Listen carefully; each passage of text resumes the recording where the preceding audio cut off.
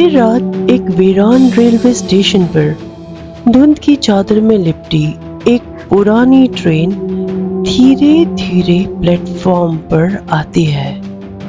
इसकी खिड़कियों से अजीब हरे रंग की रोशनी झलकती है। स्टेशन पे खड़े कुछ यात्री इसे हैरानी से देखते हैं।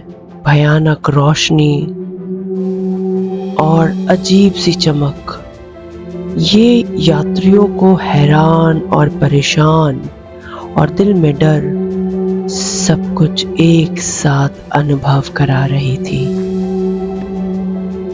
प्लेटफॉर्म पर ट्रेन आके रुकती है। ट्रेन के दरवाजे खुलते हैं पर कोई यात्री उसमें नजर नहीं आता। उस ट्रेन से कोई यात्री नीचे प्लेटफॉर्म पे उतरता ही नहीं। चारों तरफ एक डरावना सन्नाटा था, एक भयानक खामोशी और ठंडी हवा का झोंका उन यात्रियों के रोंगटे खड़े कर देता जो अंदर जाने की हिम्मत जुटा रहे थे।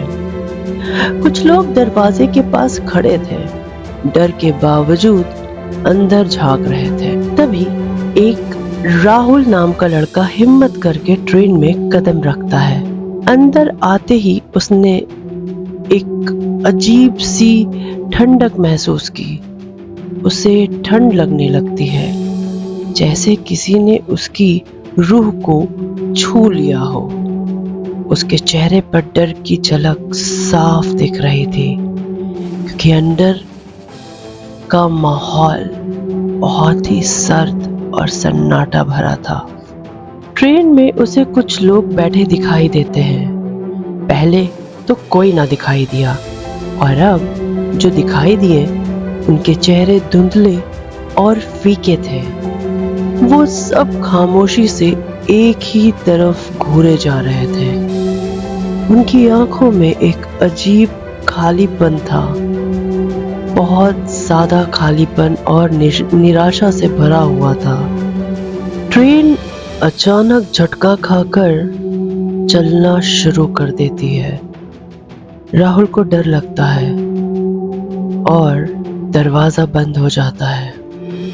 डर लगना भी चाहिए, क्योंकि राहुल के अलावा कोई और उस ट्रेन में अंदर नहीं आया था। ट्रेन अब घने जंगलों से होकर एक अनजान रास्ते पर चलने लगती है।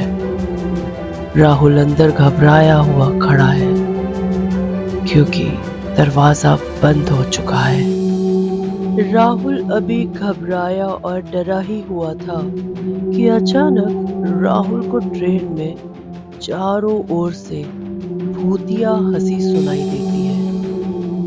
उसे लगता है जैसे कोई उसके ऊपर हंस रहा है, उसका मजाक उड़ा रहा है। वो भले दिखाई नहीं दे रहा था, लेकिन उनकी आवाजें साफ साफ उसके कानों तक आ रही थी। उसका दिल तेजी से धड़कने लगता है। जैसे ही राहुल आगे बढ़ता है, वो देखता है कि हर यात्री के कलाई पर एक काला निशान जैसा कुछ है, जिसे वो देखकर डर भी रहा था।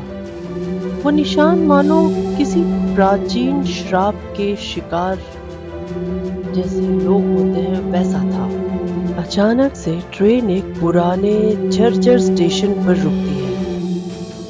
प्लेटफॉर्म पे सिर्फ धुंध और अजीबो-गरीब आकृति नजर आती है, जैसे अतीत के छाए वापस आ रही हैं। चारों तरफ धुंध फैली हुई। वहां का माहौल काफी डरावना था। एक बूढ़ा आदमी राहुल के पास आता है और आहिस्ते से कहता है, ये ट्रेन मुर्दों की है, यहाँ से जिंदा कोई नहीं निकलता। कोई नहीं। राहुल का चेहरा सफेद पड़ जाता है। वो काफी डरा हुआ था।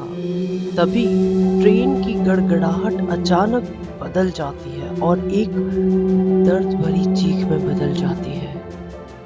राहुल को लगता है कि ट्रेन की हर आवाज में यात्री की आत्माएं चीख रही हैं। ट्रेन की खिड़कियों से भूतिए चेहरे चीखते हुए दिखाई दे रहे थे, जैसे ट्रेन की आवाज ही उनकी चीख बन गई हो। राहुल दौड़कर दरवाजे खोलने की कोशिश करता है, पर दरवाजे नहीं खुलते। वह घबराकर खिड़की से बाहर देखता है, पर चारों तरफ सिर्फ धुंध और अंधेरा। राहुल देखता है कि एक यात्री उसे घूर रहा है। उनकी आंखों में शून्य और मृत्यु का भाव है। उसे लगता है कि वो भी इस श्राप का हिस्सा बनने वाला है। ट्रेन एक अनजान घाटी में उतरती चली जा रही थी, जहां चारों तरफ मुर्दों की चीखते चेहरे दिखाई दे रहे थे। राहुल को महसूस होता है कि शायद अब उसका भी अंत नजदीक है। ट्रेन एक वीरान जगह पर रुकती है। दरवाजा खुलते हैं और सभी यात्री एक एक कर अदृश्य में समा जाते हैं। राहुल को लगता है कि बस अब एक वही बचा है और अब उसकी बारी है, क्योंकि बाकी सारे यात्री तो एक एक करके गायब हो चुके थे। अचानक राहुल को अपने हाथ पर एक काले निशान का एहसास होता है। वो देखता है कि उसके हाथ पे वही काला निशान है जो बाकी यात्रियों के हाथ पर था। वो समझ जाता है कि अब वो भी इस ट्रेन का हिस्सा बन चुका है। कब, कैसे, क्या हुआ, कैसे उसकी जान निकल गई, उसे पता न चला। बस वो खत्म हो गया। ट्रेन राहुल के साथ धीरे धीरे धुंध में गायब हो जाती है और स्टेशन पे सिर्फ ठंडी हवा का झोंका और खामोशी बचती है। लोगों का कहना है कि वो ट्रेन आज भी रात को दिखाई देती है। आप भी जरा संभल के ट्रेन में चढ़िएगा, जब सिर्फ आप और ट्रेन हो अकेले स्टेशन पर और कोई ना हो। अगर ट्रेन से कोई ना उतरे और कोई ना दिखे तो उसमें बिल्कुल भी आप सफर मत कीजिएगा, और अगर आप करते हैं तो फिर जिम्मेदारी आपकी। हम फिर मिलेंगे एक नई कहानी के साथ। तब तक अपना ख्याल रखिए और डरते रहिए।